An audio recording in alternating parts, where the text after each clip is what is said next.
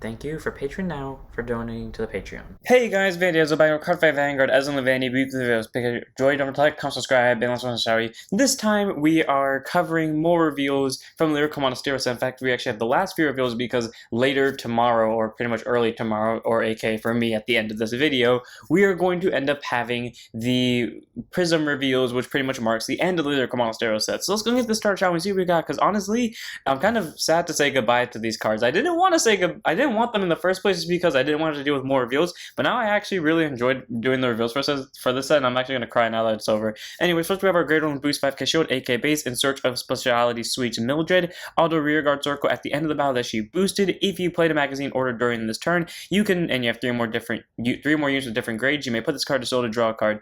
Cool, so we just have a card I swear should be an Alden support card because it's a free soul and draw, but I mean, hey, it's a free soul and draw just for playing a magazine. It's not bad, it's good, so I mean, easy 4 of a magazine deck.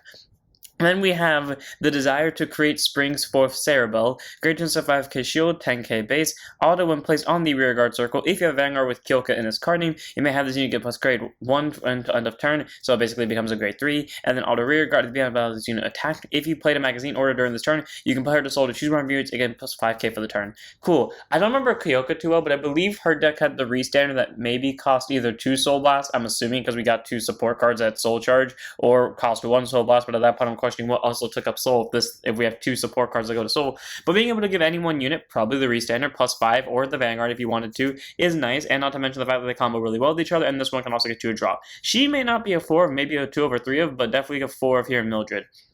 Then we have a card I genuinely thought was for Charmate for a second until I read its skill. Starry Witch Roseanne, grade 3, 200% 13k base, auto rearguard circle. When this unit attacks into a grade 3 or greater Vanguard, by putting a hand card into your soul, check the top 2, choose up to 1 card from them, put it to your hand, and send the rest to bottom. Cool. I mean, it can work for Charmate, for Charmo. It literally just sends any card to soul. I mean, it's generic as hell, so it can also, again, send any card to soul and check top 2 and add anything to hand. It can be the over PG. It literally doesn't even have to be a unit. It can be a blitz order if you wanted to. But all around, it's a very solid grade 3. And it's just nice for like all-around generic splashable support. Is a nice 4 from my opinion.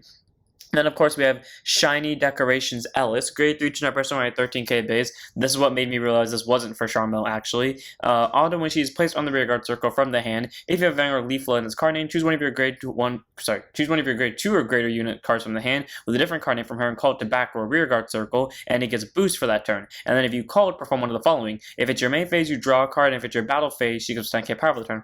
All around pretty solid because Leaflet used to call 2 columns, I believe, or maybe she called 2 units as long as they're in different rows. So being able to call something behind her and give a boost is great, and not to mention the fact that she can also possibly either get you a draw or an extra 10k, and she literally does that for free. So all around, she's a very solid grade 3. I love her skill, and she's an easy 4 of in Leaflet. And then we have our newest line, and the last of the Halloween lines, but well, not even the second one to get revealed. Sienna got revealed last week on accident, but anyways, our ride line for Sienna. Make sure warm-up exercise is done, Sienna.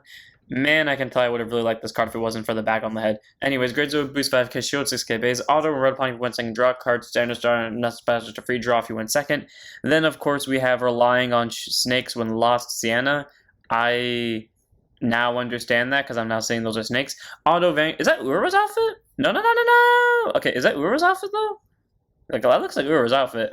Anyways, auto Vanguard circle. At the end of the battle, this unit is attacked by a rear guard. If no cards are put onto your guard circle during that battle, your opponent chooses a card from the hand they may discard. If they do not discard it, they bind the rear guard that attacked. All around pretty solid because it basically gets rid of your opponent's important rear guards. If they try to early game rush you, which I thought was going to be the concern for Sienna, where, you know, if you don't play down something early, your opponent can get rid of it. I am a little bit disappointed though because playing against that is so annoying, but you know, it's a fine skill because it stops the early game rush. And then auto, when is wrote upon by a grade 2 with Sienna's card name, by a soul blasting when you get to draw a card and return all your opponent's front over to their hand. So, cool. Bounces the front row, free draw, only for a soul blast, and literally stops early game rush. Amazing ride deck card, and I don't need it to have a rearguard skill because it actually does its job very well. So one of in the ride deck. Then we have perfectly prepared to deal with the heat, Sienna. I actually hate this one, to be honest with you. Grade 2 instead 5k shield, 10k base, auto Vanguard Circle. At the map, this unit is attacked by a rear guard. It's literally the same skills earlier. If you put no cards on Guard Circle during that battle, their opponent has to discard a card from the hand. If they don't, the rear guard gets bound. And then auto when rode upon by a grade 3 with Sienna's card name, choose a trigger unit or a blitz order from your drop zone and add it to your hand. So cool, it's a free bounce of a trigger or blitz order, which is great for Sienna because it adds more defensive options. I just hate this though. I now realize the grade 2 doesn't bounce the front row. I don't know what the hell I thought it did, but I do hate this though, just because like, it should have definitely given this the front row ability to the grade 2 and swapped it so, you got a free ride on one turn and then the grade 2 literally just sets up Sienna perfectly. But I also just hate the fact that they all share the skill. Like, I get it, and I'm glad that the grade 1 can shut down early game rush, but I just feel so weird with the grade 2 having it. It's a nice skill and it's really good. It's just like, I don't know, I feel like it's weird that all three of them have it, but one of them in the ride deck of Sienna. And then, of course, we have our grade 3, who I reposted just in case. Gorgonized Sienna. I'm going to go over this one very quickly because I went over it last week, I believe. Grade 3 to 9%, 13k base. 3 skills, contains Vanguard Circle. If your opponent has a total of 2 less units on their front or rear guards and Guard Circle combined, it gets -1 critical. It gets +1 drive and +1 critical. So, being able to be a double crit triple drive is great because that means, considering this deck can easily bounce your opponent's front row, that means your opponent constantly has to throw 2 cards down on Guard Circle, which is nice, especially if one of them is a PG. And then auto Vanguard Circle, when she is attacked by anything, whether it's Vanguard or rear guard, by putting a trigger unit from your hand into your soul, the Vanguard gets +15k for the battle, which is great. That means you can run more draw triggers, which means you can run more or get more cards into your hand easier and still have 15k shield essentially. And then auto Vanguard, at the end of battle in which this unit was attacked by a rear guard, if you did not put any cards on the Guard Circle, your opponent may discard a card from the hand they bind that rear guard that attacked. So cool. It is a Denial Griffin for free. It literally just gets you a bunch of soul and extra shield out of it, possibly. And it's literally a double crit triple drive if your opponent doesn't 2 to guard it. So, or 3 to guard it actually, since again, it's total of 2 or less. So all around, pretty solid card. I really love her skill. All those people that were complaining about the meta being too aggressive and them wanting more defensive options, Sienna answers all of your prayers, so take that as you will. And then we have support cards for her, obviously. This is like the Utopia Niraj, grade 3 Twin Drive Personite, 13k base, auto rear guard circle. When she attacks into a Vanguard, if you have a grade 3 or greater Vanguard with Sienna in its card name, by soul blasting one, you can return all your opponent's front or rear guards to their hand, and this unit will get plus 5,000 power until the end of battle. Cool, 18k swing that bounces their entire front row, meaning Sienna's going to have an easy, nice double crit triple drive. All around pretty solid. She's not amazing because she does it during the battle phase, which means she'll have to swing first if your opponent doesn't, if your opponent does have front row units, unlike you want them to. But I mean, it's not horrible. It is a nice backup option in case you see none of your other bouncers, so it's nice to run as a 3 of or 4 of even. Then, of course, we have our preferred bouncers because of also their bouncing skill during the main phase, but also because of their other skill, and that's Wonderful Wand Lupawa. How this is not a double rare, I will never understand, because you can call this in the early game. It bounces stuff for free, and it can trigger Sienna's skill all on her own, but whatever. Great on boost 5k shield, 8k base. Also, she's a cute bunny, just saying. Auto when she's placed on the rear guard circle. By choosing one of your opponent's from rear guard circles or from a rear guard, you may return to hand. So your opponent doesn't get to pick. You get to pick what they bounce, and you get to pick the unit if they bounce it or not. Aron Lupoa is a very solid grade 1 for that skill alone, being able to main phase bounce even if it's only once. But then her other skill, which I really love, is auto rear guard. When your grade 3 or greater Vanguard with Sienna in its card name either attacks or is attacked. So either you're attacking or your opponent's attacking, put this unit into your soul to choose one of your Vanguard, it's 10k for the battle. This gets you soul for your units. It can work offensively, it can work defensively, and because you won't be placing stuff on Guard Circle, it can trigger Sienna's skill. I don't know why Bushy didn't make this a double rare or a triple rare, but I am very glad they didn't, because this is going to be one of the better cards in the deck. Easy 4 of, and Sienna, just an amazing grade 1.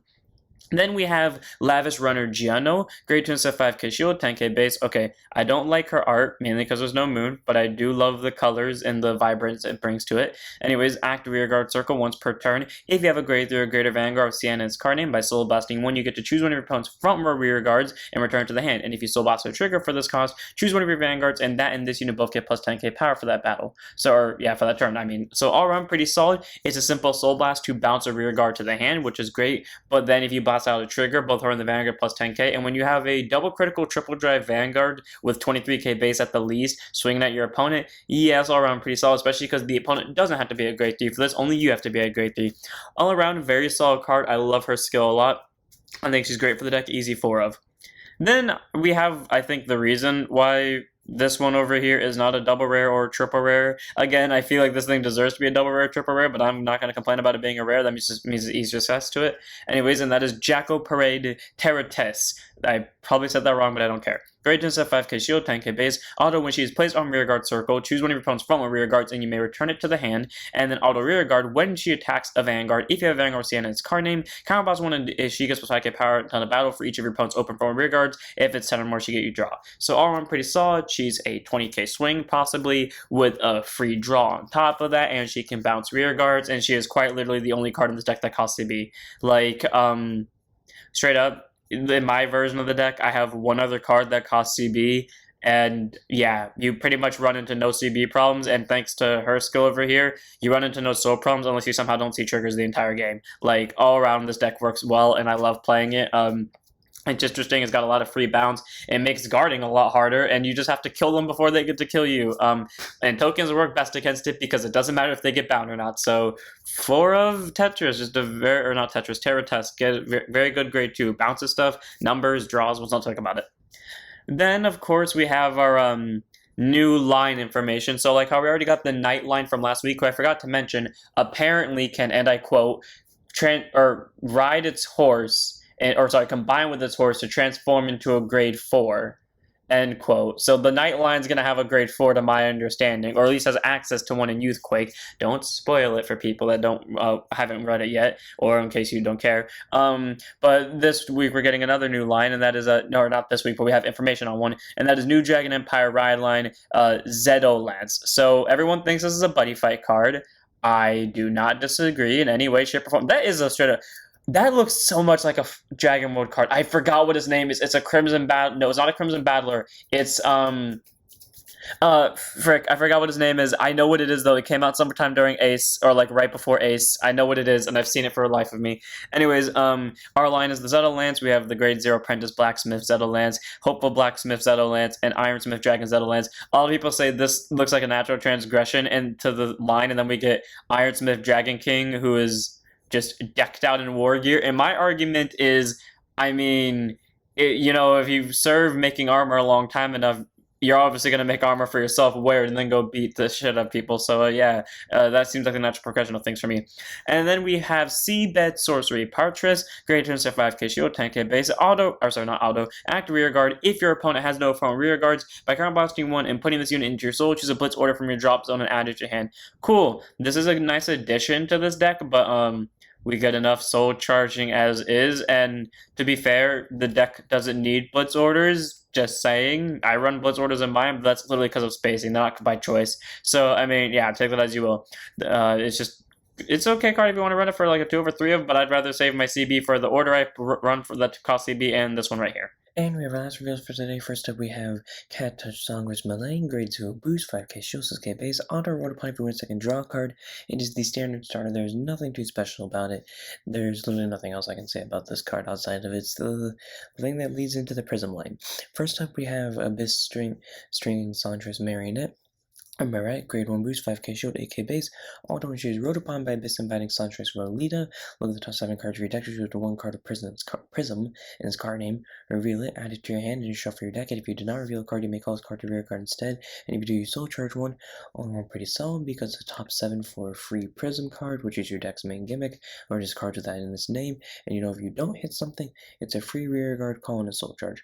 All around not horrible. The downside is, again, she has to have the specific ride target, so this card is kind of rendered iffy in premium, but hey, it is still a nice card. It's a one of in the rider deck, not in the main deck, obviously. And we have Abyss Inviting Santress Rolita, grade 2 to 5k seal, 10k base. Auto, when she is rode upon by a unit card with Labrador in its card name. Choose 1 unit card with Prism's card name from your hand. You may call it to rear guard. If you do, you draw a card. All around pretty solid because, I mean, it wants to be rode upon by Labrador, the main grade 3. It doesn't have to be any specific Labrador as long as it has Labrador in its card name. It's a free rear guard call and a draw on top of that. All around is a very solid grade 2. I love its rode upon skill. It's for free and it gets rear guards and it recycles the cost for it. So one of in the ride deck, none in the main deck, obviously, because no rear guard skills. Then we go on to Prism Promise Labrador, grade 3 to personal 13k base, active Vanguard Circle once per turn by soul blasting 1. Choose one of your rear guards and return it to the hand, and this unit gets 5,000 power for that turn. And then Auto Vanguard, when she attacks by counter blasting 2, choose 2 unit cards of Prism and their card names from your hand, call them to open rear guard circles, and if you called, draw a card, and if your opponent's Vanguard is grade 3 or greater until end of turn, all your front row gets plus 5,000 power, and she will get 1 critical. Armor pretty solid because it bounces stuff back, it gains 5k, so then that part's generic, so you can use with anything that has an outplay skill, but a lot of the Prism stuff has outplay skills, so being able to recycle their skills is pretty great. And not to mention the fact that on attack, she pretty much gives you 2 free more attacks, so 5 attacks in total, if she can recycle the at least one of the cards you called, and not to mention the fact that she can give possible pseudo persona right to the board, and she will be a double critical beat stick. All around pretty solid. I love her skill a lot. Has the multi-attack aspect, has numbers aspects, has pressure aspect. She has all the things I want out of the or like one of the things I want out of a Lyrical Monasterio card that is basically meant to reinterpret Bermuda Triangle. All around pretty solid.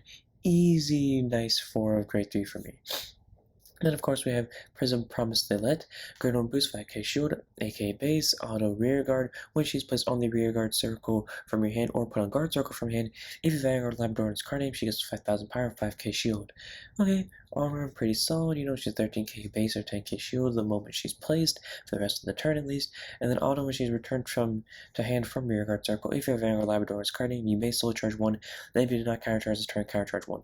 Armor pretty solid, we have our bounce target for Labrador, at least for the first one, because it basically sets up Labrador's counterblast skill for free, and not to mention the fact that it makes the skill that bounced her in the first place to get 5k free as well.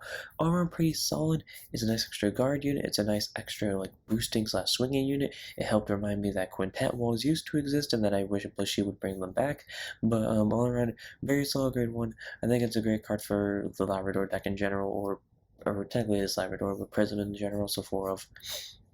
Then we have Prism Promise Celtic, grade 2 so 5k shield, 10k base, auto when placed on the rear guard circle from your hand or put on guard circle from your hand. If you have Vanguard Labrador's card name, again, plus 5,000 shield and power, ton of turn, so 15k base, 10k shield. Same thing as the Let, has a little bit of pressure for attacking of that turn, has great target for being bounced and called via Labrador skill, and just is all around nice for guarding as well. And then rear guard, auto rear guard, and then about this unit attack. If you have Vanguard Labrador in its card name, by soul blasting 1, return this unit to your hand, choose one of your rear guards of Prism card name from your hand, and bounce it. So, or not from your hand, choose one of your rear guards of Prism card name, return to the hand. All around pretty solid, because now we have easier targets for Labrador. If you're wondering how you're going to bounce stuff in the main or in the battle phase to call them to open rear guard circles again, that's how you call this during the main phase, you swing with it. You call this during the main phase, you swing with it. You swing with Labrador, you bounce, or not Labrador first, you use this thing skill to bounce both Prisms, then you swing with Labrador, call both Prisms back to their front or rear guard circles, or in the side column to make a bigger column, and just get more attacks out of it. All in all, Celtic is very solid. It pretty much helps set up for Labrador, but the downside is if you don't have this, you have to start relying on generic cards to bounce rear guards to hand. So while it is a 4, the line is kind of scary not having more Prisms that can bounce themselves in D. And then we have Slow Knight Nabornia, grade 1 boost, 5k shield, 8k base, on a rear guard circle. When you use Prism in its card, was placed in another rear guard circle, and the same combat unit, that place unit gets 5k power for the turn. Cool. Again, it solves one of the main problems of rush decks, where if a unit is placed during the battle phase, does that mean you have to boost beforehand? Do you have to boost after to best maximize the numbers? And well, this makes it a lot easier because now the unit placed in front of it will get a 5k on top of its generic 5k that it got regardless, unless you called Labrador, so then it wouldn't get the 5k. But being able to get that 5k regardless is great because that means you can afford to swing with her first or boost with in the first battle and then call the Prism and still give 5k. All in pretty solid. I think it's a very nice support card for Prism because it's not a hard one per turn, meaning if you find a way to call multiple units to the same column at the same time, just going to keep getting more numbers. So all in pretty solid. I think she's a nice 3 over 4 in the Prism deck. Then we have Rowling Good Time Fanny, great chance of 5k shield, 10k base. Auto when plate return from rear guard circle to hand during your main phase by counterblasting 1, choose one of your vanguards and gives 5k for the turn. All around pretty solid. It's a free 5k by bouncing if you counterblast 1. I wouldn't say that's a little bit of the CB problem to the Labrador deck, especially because we only have a counter charge that's a hard once per turn, but it is a nice grade too, so if you want to run as a possible 2 of or even 3 of, or hell, even 4 if you're really confident in that CB, then go right ahead because it is an extra 5k to Vanguard, and when you combo it with Labrador skill, it's another 5k slow run, pretty solid. So yeah, 2 of, 3 of, or 4 of.